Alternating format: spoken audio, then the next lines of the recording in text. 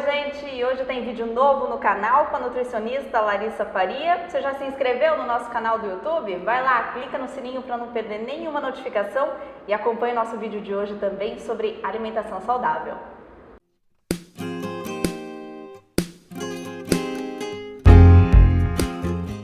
Nossa conversa de hoje é sobre alimentação para depois dos 30 anos com a Larissa Faria, nutricionista. E Lari, tudo bem? Tudo ótimo, Rê, graças a Deus. Obrigada de aceitar nosso convite. É sempre um prazer falar, eu adorei a ideia do canal, me senti super representada. Eu acho que depois que a gente faz 30 anos, a gente acaba voltando a nossa vida tanto para os outros, para a família, para os filhos, para o marido, e aí não tem um lugarzinho para a gente falar da gente, para a gente dividir nossos medos, anseios, dificuldades, né? E eu acho que o canal vem nessa ideia. Que legal, e são vários, né, Lari? Medos, anseios, dificuldades, expectativas. É muita coisa que muda, né? É um turbilhão de emoções, né? Essa fase dos 30 anos são muitos acontecimentos na vida da mulher e a gente tem que ter serenidade, conhecimento e acho que principalmente estar juntas, né? Não é? Para que a gente consiga se ajudar e, enfim, tocar aí a vida da melhor forma possível. Já vou começar exatamente por esse assunto, então. Todo mundo fala, acho que toda mulher já escutou, quando você vai ver quando fizer 30 anos, que as coisas mudam. E eu, particularmente, achava que, acho que não, acho que é psicológico. Até que eu fiz 30 anos. Muda emocionalmente. Sim. E muda fisiologicamente, assim, o corpo, né? O nosso metabolismo, o que acontece com o nosso metabolismo quando a gente faz 30 anos, Lari? Quando a gente faz 30 anos, teoricamente a gente está falando de um marco para o organismo, onde a gente inicia o nosso processo de envelhecimento, né? Então a expectativa do nosso organismo é que aos 30 anos nós já tenhamos realizado os nossos processos de fertilidade, a gente já tenha feito toda essa primeira parte que o nosso corpo entende como as etapas da longevidade da mulher. Então isso já encerrou para o nosso organismo, embora a gente saiba que na vida real não é bem assim, né?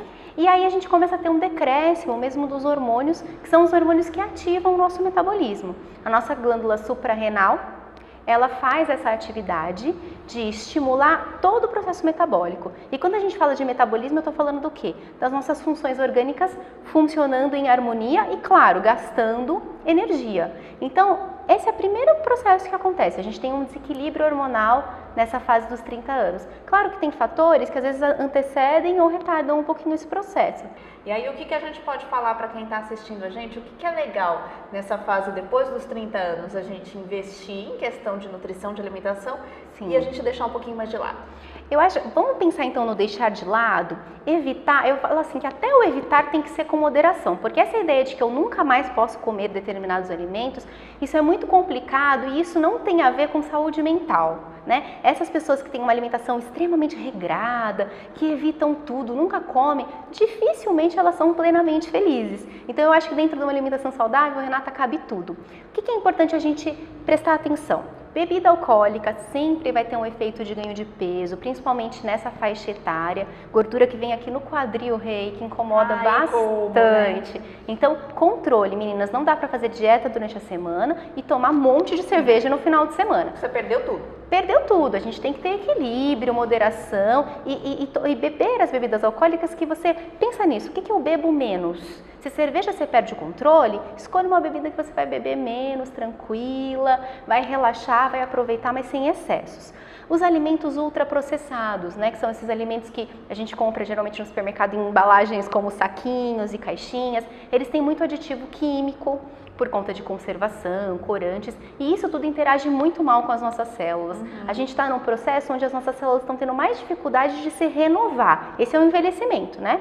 No começo a nossa célula renova rapidinho e depois ela fica um pouco mais lenta. E essas substâncias, esses aditivos, eles interferem muito nesse processo. Então a alimentação de quem quer se cuidar depois dos 30 tem que ser natural, sobretudo, né? Aquela alimentação que eu vou comprar o alimento in natura no mercado e vou produzir o meu alimento. Evitar produtos prontos, eu acho que isso é importante. O pessoal fala muito dos carboidratos. Depois dos 30 anos eu tenho que tirar os carboidratos. Não precisa. O carboidrato não é assim. O carboidrato é o nosso amigo. Não é um vilão, né? O carboidrato ele é essencial à vida. O que é importante a gente entender? Que tem algumas fontes de alimento, alguns alimentos que são fontes de carboidrato, que têm um efeito mais inflamatório no organismo. Quer dizer, meu organismo não interage muito bem com aquela fonte alimentar e faz uma inflamação. E a inflamação é ganhar peso, a inflamação é alterar o sono, alterar a qualidade hormonal e aí ganhar uma celulitezinha, né? Uma gordura localizada. Isso a gente não quer. Então, por exemplo, a farinha branca, né? Vamos falar dos possíveis vilões. Então, a farinha branca, pão francês é uma delícia. Eu amo pão. Eu também. Que delícia! Ai, que delícia! Então, não precisa ficar com medo de comer pão. Se você comer pão todos os dias de manhã, 1, 2, 3 pães, tem gente que come no café da manhã, no jantar, você está cometendo um excesso mesmo do consumo da farinha branca. Isso não pode ser legal.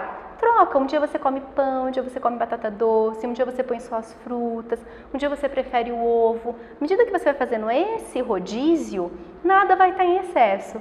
E aí vai dar certo, pode comer um pão francês quando tiver vontade, tá tudo bem, né? Que mais? Arroz branco. Arroz branco é a mesma situação.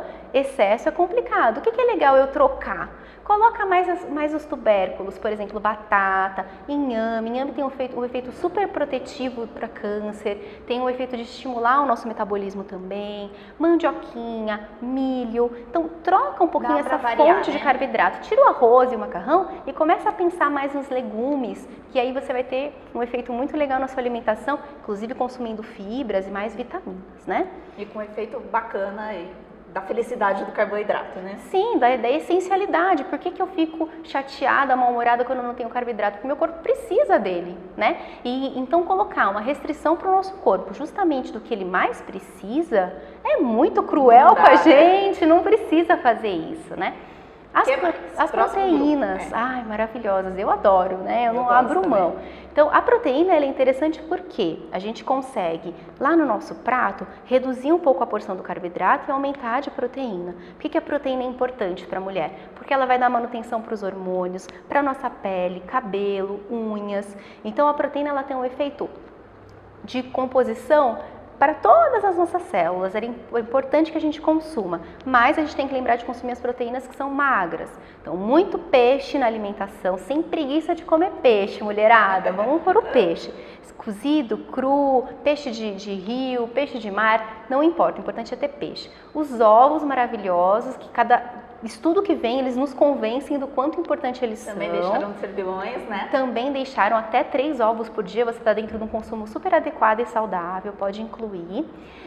E pensando também nas proteínas vegetais, que a gente não pode esquecer da ervilha, do grão de bico, do feijão, tudo isso tem que estar no nosso prato. E não tem que estar junto, por exemplo, arroz, feijão e carne. Eu posso num dia comer salada, vegetais, uma porção legal de arroz, uma bela porção de feijão ou de lentilha ou de grão de bico, que eu já vou estar suprida em termos de proteína, tá bom? Acho bacana a gente no nosso dia a dia fazer esse rodízio de proteína animal com proteína vegetal. Você amplia seu consumo de tipos de proteína, né, de tipos de aminoácido, e você não pesa nas gorduras que estão sempre ali juntinhos com as proteínas animais. Então você tem um equilíbrio ali. Acho que um recado, então, que fica, né, Lari, para quem está assistindo a gente, é o equilíbrio, não é isso? Com isso? certeza, equilíbrio e, olha, gentileza com a gente, né? Não é porque você tem vontade de comer um alimento, que aquele alimento, você entende que aquele alimento engorda, que você nunca deve comer. Moderação, né? Não é que tem um bombom a cada dia, mas de vez em quando um bombom faz bem pro corpo, faz bem pra alma, deixa a gente feliz e a gente merece. A gente merece porque chocolate também é tudo de bom e dá alegria pra gente. Com certeza. Né? Obrigada por enquanto, Eu Lari. que agradeço. Olha, nosso papo continua na semana que vem, que a gente vai conversar mais sobre as mulheres e sobre a estética e sobre aceitação, principalmente, né, Lari? Que tem tudo a ver com a nutrição e com o nosso bem-estar também. E olha, você que é assinante do blog, vai lá no blog, se inscreve para receber nossa newsletter, nosso e-mail mensal, que vai ter dica exclusiva da Larissa lá. Obrigada, Lari. Eu que agradeço. Obrigada.